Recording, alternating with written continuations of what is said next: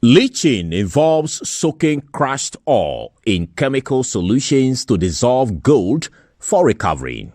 When done without Environmental Protection Authority's approval and proper safeguards, it leads to toxic chemical discharge, soil degradation, and pollution of water bodies. Though illegal under Ghana's environmental and mining laws, the practice is spreading fast in mining communities including Takwa.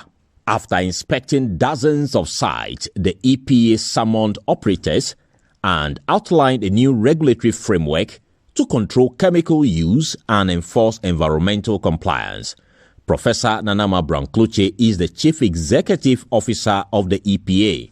As we speak, it's illegal, but the EPA has come up with guidelines that will help us, EPA, to regulate their activities. So what we have agreed with them is that EPA will certify them.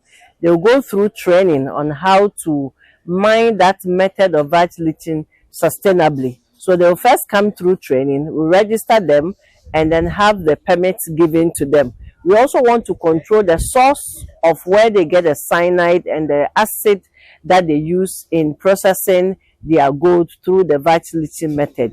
And so we want to empower the association to take control over the source of these chemicals and how they will distribute to their members or sell to their members, so that we can have a control unit or area for these chemicals. So we want to ensure that the activity have minimal impact on the environment as much as possible. Professor Nanama Brankluche further warned that failure to comply with the new regime by the end of February 2026 will lead to prosecutions. Immediately next week, we send the notices around.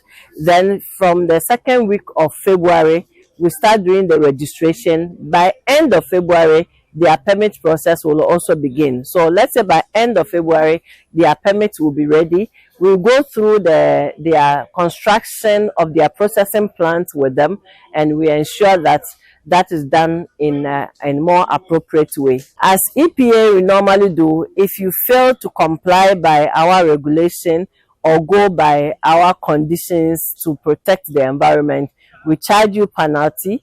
And beyond that, we can also prosecute you depending on the level of violation that you do. A spokesperson for the Takwa Leaching Association, Lord Kinakins, welcomed the move and pledged cooperation to ensure safer, more environmentally responsible operations. I think it was good that we had this meeting because we were thinking, like the way we are working, it's okay, but they've made us know that there are certain things that we're not doing right. So even what we've done already, they will come and kind of upgrade it for us so that there wouldn't be any negative impact on the environment.